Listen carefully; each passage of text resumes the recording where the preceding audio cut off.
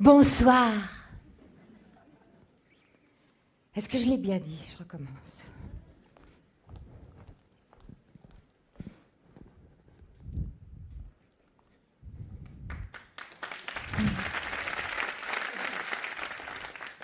Bonsoir. Comment fait-on pour monter sur un plateau? On vient de voir 7 personnalités géniales qui ont inventé des choses extraordinaires qui peuvent changer nos vies. Comment prennent-ils ce courage de monter sur le plateau et comment peuvent-ils faire des progrès pour transmettre encore davantage ce qu'ils ont découvert? Comment pilote-t-on l'oralité que malheureusement on n'enseigne pas assez dans le cadre de l'éducation nationale? Alors, étant comédienne, comme on vous l'a dit depuis 14 ans, je vais tenter de vous donner quelques bases pour comprendre comment fonctionne l'oralité. Et éventuellement quelques exercices parce que, première certitude, ça se travaille. Il n'y a pas une catégorie de gens qui savent très bien le faire et les autres non. Non! Vous ne ferez peut-être pas le grand écart comme les danseurs de l'opéra, mais en tant qu'amateur, on peut tous apprendre à piloter cette voiture géniale, mais aussi diabolique. Première règle du jeu, c'est physique l'oralité. C'est avant tout, avant de véhiculer du sens, c'est physique. D'abord, il faut que je prenne mes pieds et que je fasse un pas l'un devant l'autre pour arriver jusqu'à vous. Un joueur de foot ne se dit pas « mon Dieu, comment je vais marcher ?» Et pourquoi c'est si compliqué de marcher sur un plateau? Parce qu'on oublie que c'est physique et après on assiste en général à ça. Voilà, je vous parle et je ne sais pas très bien que c'est physique et donc en fait ça se passe juste là et je ne sais pas très bien ce qui se passe au-dessous de la ceinture. Et donc on fait ce que j'appelle un peu le pas de l'éléphant. Imaginez avec moi que le plateau, c'est un plateau, l'endroit où je suis, et que vous êtes sur un autre plateau et qu'au milieu, à la frontière entre vous et moi, il y a une balance. Et donc, mon travail, avant de véhiculer du sens, le fait de venir, l'acte que je fais quand je viens devant vous, il est physique et je vais essayer d'équilibrer cette balance. Avec la conscience que je ne dois pas nier, que je vais aller dans un endroit où je vais recevoir beaucoup d'énergie pour moi, comme si j'allais sous un soleil qui fait du bien. Si je le sais, ce n'est pas un ennemi, c'est même très agréable. Et c'est la raison pour laquelle, après avoir eu si peur en coulisses, quand on va retourner en coulisses, on a très envie de revenir ici. Bien sûr, vous êtes plus nombreux que moi, mais il m'appartient, parce qu'ici c'est un espace sacré, d'équilibrer ce plateau. Et il faut toujours que nous restions en équilibre les uns avec les autres, dans l'instant présent. Si je parle comme ça, et je voudrais vous dire beaucoup de choses, au bout de 30 secondes, vous allez le dire dehors. Mais de la même façon, si je m'oublie moi-même, si j'oublie mon corps, et c'est tout simple, si je parle comme ça, que je regarde que le prompteur et que j'essaie de dire des trucs, au bout d'un moment, tout le monde va s'endormir et moi-même, je m'absente de moi-même. Donc, avant de poser une parole entre vous et moi, je me dois physiquement de tenir cette balance. Et là commence la liberté. Je peux me balader d'un pied sur l'autre si je le veux, mais je le sais. Je le choisis. Et je pense que mon énergie, elle est juste en bas de mes pieds. Un tennisman, il a besoin d'être solide sur le sol pour pouvoir jouer. Et je vais jouer avec vous. C'est pour ça que je vous parle de l'idée de conduire un bolide. Et si je sens qu'à un moment donné, j'ai peur et que la peur m'envahit et que je vais perdre l'équilibre, alors j'ai des pieds pour m'accrocher sur le sol, comme font les chanteurs, pour trouver de l'énergie. Et quand je dis que c'est physique parce que la voix, encore une fois, avant de véhiculer du sens, c'est un acte physique. Il faut que mes abdominaux envoient de l'air qui passe dans mes cordes vocales. Et là, souvent, cet instrument qui est incroyablement intime et que je porte greffé à l'intérieur de moi-même et qui est même de mon immense intimité, je vous l'offre. Et cette voix peut me trahir. Si j'oublie que j'ai un corps et qu'au bout d'un moment, je ne suis que là, je vais dans mon émotion parler comme ça, éventuellement, je n'aurai plus de salive et puis je vais m'étouffer, j'aurai plus de silence et j'aurai plus rien et je ne sais pas ce que je dis et je voudrais juste ne pas être là. Essayez quand vous serez chez vous ce que j'appelle la voix de la nuit. Je ferme les yeux et je te dis, tu dors? Je t'aime. Oh, je sens bien que ces cordes vocales, elles descendent. Alors, je suis aidée par un micro. Mais c'est plus en bas. Et je sens bien dans mon ventre d'où vient ce son. Et ce son est mon ami parce qu'il est vrai, il ne me trahit pas. Il n'est pas dans l'émotion complètement submergé par les épaules qui étouffent le bas de mon corps. Et je sais très bien, si je pars avec mes pieds dans un marché, vendre des pommes de terre et dire 5 euros, 5 euros les... sans me casser la voix parce que je vais le chercher là.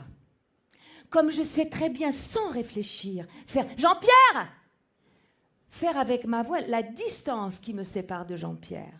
Et souvent, quand je rentre sur un plateau, alors je n'ose plus rien faire. Ça, c'est la première règle du jeu, travailler avec son corps, sachant qu'on peut très bien mettre toute son énergie négative dans les jambes. Comme ça, les jambes, elles tiennent bien le sol. Et puis là-haut, moi, je suis comme un roseau.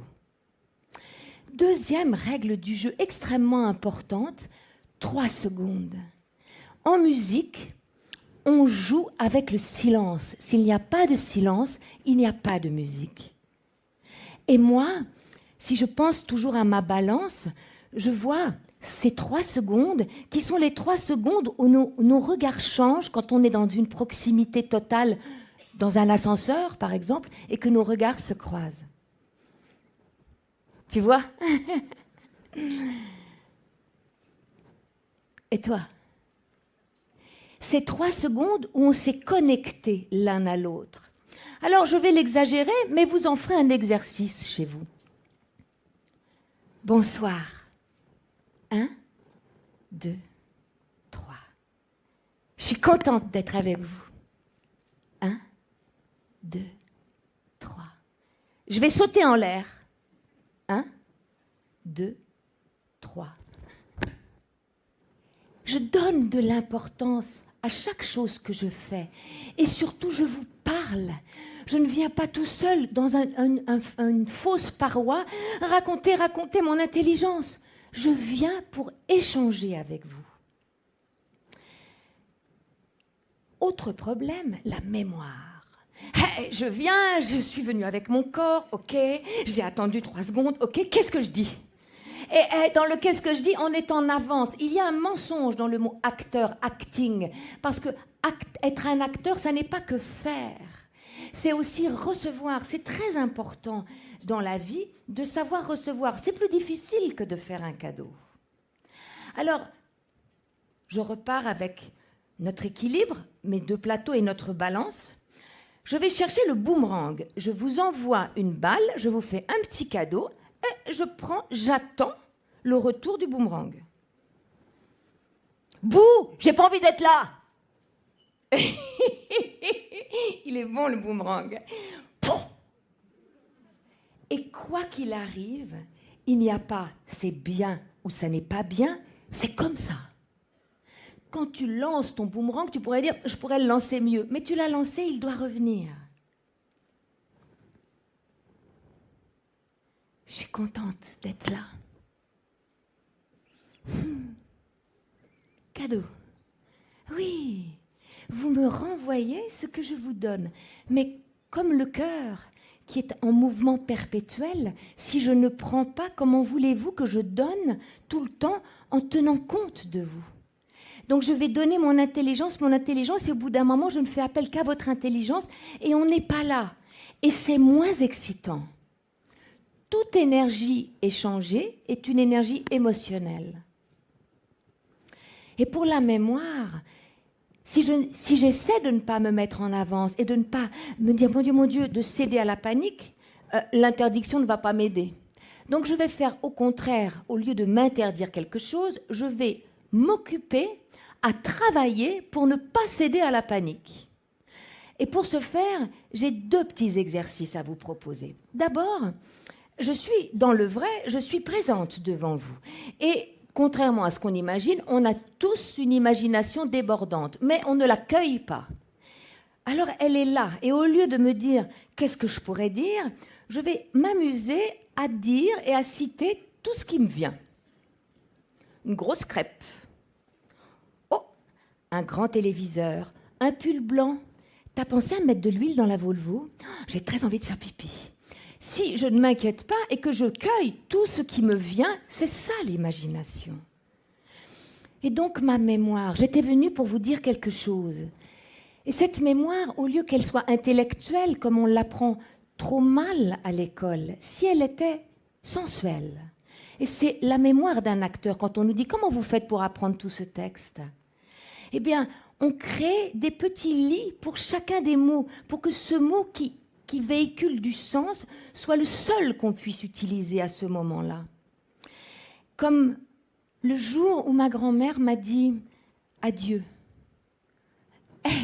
Toute ma vie, je me souviendrai comment elle m'a dit adieu, le son, le moment, le temps. Parce que c'est une mémoire affective. Eh bien, notre mémoire, elle doit être affective. Comme on pourrait dessiner un grand tableau ensemble, ou que j'aurais fait dans le secret de ma chambre. Ici, je vais marquer première chose. Là, vous voyez, j'ai dessiné une balance. Elle est extraordinaire. D'ailleurs, c'est un peu comme le signe du zodiaque. Vous la voyez, là, la balance sur le mur ? Moi, je la vois bien. Ça y est, hop, je vais arrêter d'y penser. Je ne vais pas me dire, mon Dieu, qu'est-ce qu'il y avait sur le mur? Qu'est-ce qu'il y avait sur le mur? Elle est là. Après, je vais dire, eh bien, le corps. Oh, je vois un corps de géant qui a plein de poils, d'ailleurs. Il est incroyable, il est tout nu. Avec un tout... Il est là. Etc., etc., etc. Ce qui fait que quand je viens, il suffit que je regarde mon tableau. Je suis avec vous. Je ne vais pas sauter. J'en profite un peu, je prends ma voix en bas et je dis le corps. Alors, je vais vous parler du corps. Et je ne suis pas allée le chercher très loin, il était dessiné là. Vous pouvez vous entraîner avec cet exercice-là et faire une centaine de mots, vous serez étonné de vous en souvenir, à la condition que vous laissiez le vrai temps présent pour chaque chose. Et ne pas faire appel qu'à son intellect, mais à son émotion, à sa sensibilité. Parce que j'ai fait exprès de dire le grand corps, il est poilu, et il a un tout. Évidemment, le piège, c'est après de parler des poils au lieu de parler du corps. Mais quand on s'entraîne avec cet exercice-là, au bout d'un moment, on se trompe moins, parce qu'encore une fois, ça marche. C'est un instrument extraordinaire qui nous permet d'être ensemble, qui nous permet d'être dans un moment suspendu entre vous et moi, qui va compter, je l'espère pour vous, mais qui compte pour moi. Et c'est pour ça que je suis venue vous prendre aussi quelque chose. Alors pour finir, je vais vous offrir 4 petits verres très courts de Beckett. Et vous allez me faire un cadeau en retour, et on aura tous gagné ce moment-là, ensemble. Chaque jour en vie, d'être un jour en vie.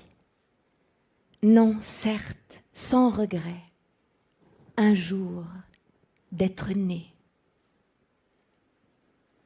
Merci.